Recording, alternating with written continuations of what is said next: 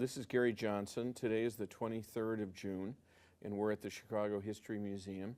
Could you please state your name for the record? Jack Guthman. Jack Guthman. And have you ever done an oral history before? And if so, where could a scholar find that? I have never done an oral history before. Never done one. This is the first. Good. We're going to begin with the era of the late Mayor Richard J. Daley. What are the public positions that you held during your career, beginning with that period? In 1970, Mayor Daley asked me to serve as a member of the Zoning Board of Appeals of the City of Chicago. 5 years later, in 1975, he asked me to become the chairman, and I served in that capacity for the next 12 years.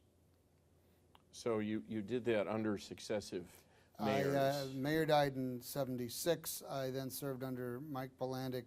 I was actually reappointed under Jane Byrne. I put it that way because it was a peculiar circumstance. And then I served under Harold Washington.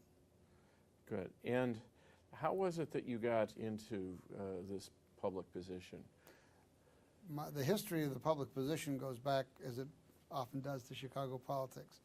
In 1967, the mayor decided that he wanted to do a campaign along the lakefront. They had done a campaign 8 years previous to that in the first election of the mayor, and it was a sort of a Stevenson, Douglas, Liberals for Daley kind of group along the lakefront. I'm talking about the 4th Ward, the 5th Ward, all up the lakefront to the Evanston border. The gentleman who had handled that, who had run that in 8 years before, in '59, was Hubert L. Will. Hubert L. Will became a federal judge, and I was his clerk for 2 years from '63 to '65. I'm getting into a little more detail perhaps than I should, but the mayor, as the way things go in Chicago politics, asked his good friend Abe Marovitz, how do we resurrect this campaign? And he asked Abe, Judge Abe, to go see Judge Will and say, okay, you can't do it, you're on the federal bench, who do we get to run this campaign? And Judge Will recommended me. So I ran volunteers for Daley in 1967, and again, we didn't do it in '71, but we did it again in '75. So I got to know Daley very well in a relatively short campaign, and one that really didn't press him. The '67 campaign wasn't a difficult campaign. '75 was a more complex campaign, because by then the lakefront had become part of the lakefront liberal movement, and we ran against one of their own, Bill Singer, who coincidentally followed me as Judge Will's law clerk by 2. But I ran the campaign again in '75. In '70, I got a call again from Judge Abe, because this is how it was always done. The mayor wants to see you. Now, I had stayed in touch with the mayor between '70 and '71 and '75. I had done other political tasks for him.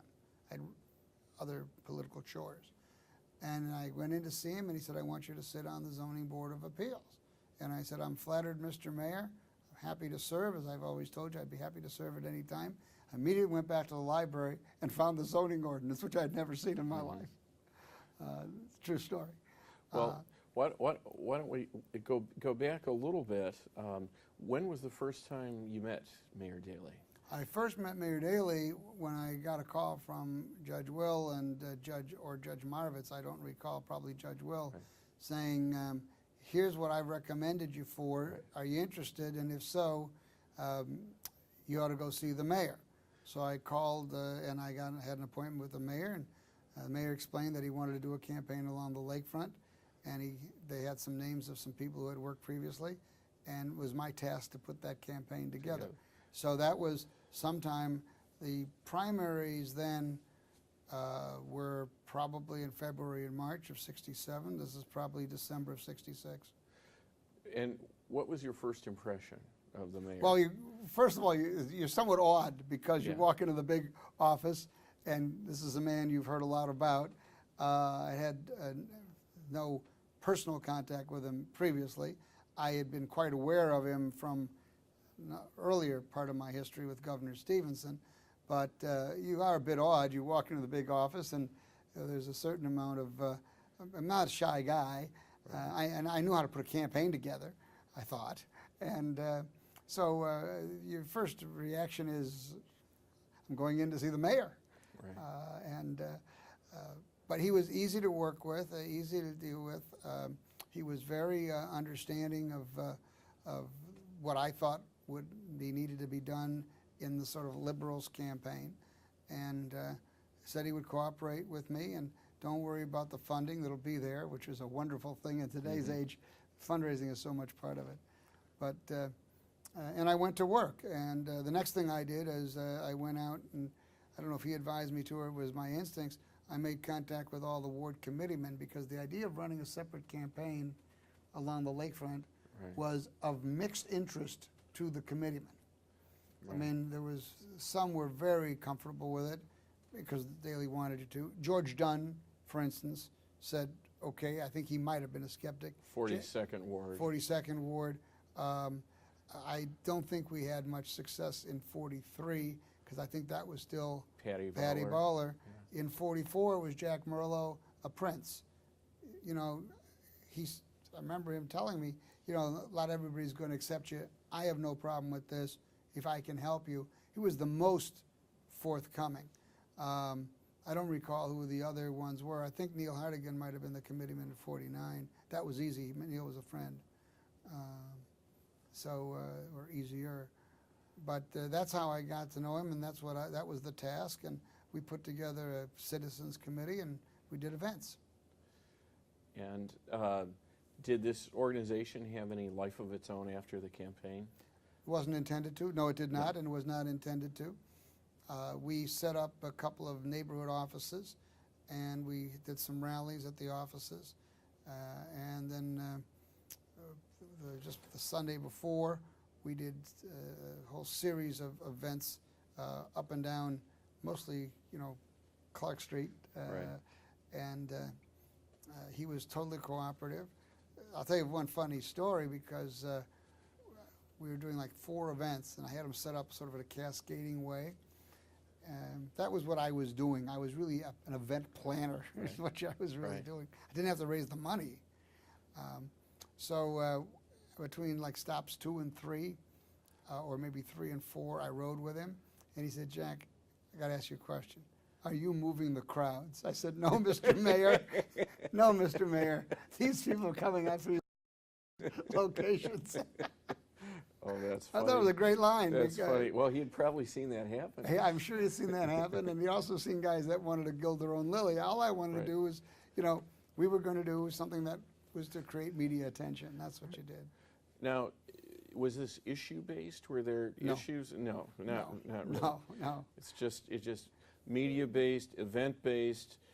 Show the flag along the liberal lakefront, where the mayor was sensing that there was less support, and also where, and I became aware of this a little bit later on, the organizations started to deteriorate earlier than they did in other parts of the city.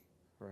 And so it was sort of to also buttress the organizations. The other thing about the organizations, if they were still active, like Jack Merlo or George Dunn, they weren't very good along the lakefront. George Dunn's strength in those days was Cabrini Green. Mm-hmm. He had Cabrini Green. He wasn't doing all that well east of Michigan Avenue. Merlo, by his own admission, they weren't doing as well along Sheridan Road. So they were still doing well west of Clark or west of Broadway, wherever the dividing line might have been. But they weren't doing and the captains would be operative there. Captains could operate where they could knock on doors. All of a sudden, we have doormen to deal with. Right. So what you do, of course, is then you set up meetings in people's homes or in the recreation rooms of the condos, and you get 1 or 2 people to sponsor it for you, and then you bring the mayor, and people only have an elevator ride, but that's how you access the lakefront. That's how we access the lakefront. Would be inefficient today, wouldn't be done today. Now, in terms of losing the grip on those neighborhoods, they weren't necessarily becoming Republicans. They were becoming more anti-machine. Anti-machine. Actually, the only Republican enclave probably that anybody had to deal with was east of Michigan Avenue in the 42nd Ward. That was always, I don't think we used the term then, that was red rather than blue. You're But right. That was the Gold Coast. the Gold Coast, yeah. Right. But I don't think it was losing to Democrat. It was just as you say, the machine was wearing out its welcome. Now, you mentioned precinct captains. I noticed from the materials that you were once a precinct Never. captain. Never. Okay, I saw some reference to that, but you never were. I was never a captain. I never had a title or a position in any political organization. Okay. I worked for the mayor. You worked for the mayor. Well, let's talk about some of the general impressions of the mayor. What would you say was Mayor Richard J. Daley's greatest achievement for the city? Well, the ability to bring together the disparate communities. He was a genius at pulling together the business community, the unions, and also, as you very well know, really had a great relationship with key members of the African American community, the black community, but that deteriorated later too, to a certain extent. But I think his genius was putting the disparate parts of the city together. Now, I will tell you, I don't think it was as difficult then than it is now. I think the city is far more diverse. There's far more strength in the various elements of the city. I think the Sun has a much more complex job. But in terms of government achievement, I'll never forget, we did one of these events, somebody's home, and somebody asked him what I thought was a totally arcane question about trees. And he launched into a detailed explanation of the city's forestry program. Right. And I said to myself, this is amazing. This is the mayor of Chicago, and he's talking about trees, you know, in the 49th Ward. Right. And the planting program of the forestry department on the north side of Chicago.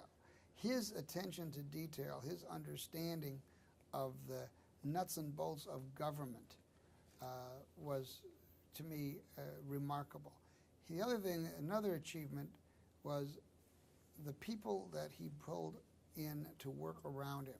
He had stellar people. He had really outstanding people. Now, it was said that the number 2 person in every department was the political guy, so that nobody got off the reservation politically. But that was a methodology. Right. The idea of having a first-rate commissioner of transportation, a Milt Pekarsky, or of streets and sand. When we did the first environmental, he did the first environmental department, one of the first in the nation. Everybody said, well, you know, this is going to be lip service. He found a professor at one of the schools in the Southeast who had a distinguished record, and he made him commissioner of the environment. So Daley had a desire and an ability to bring really good people around.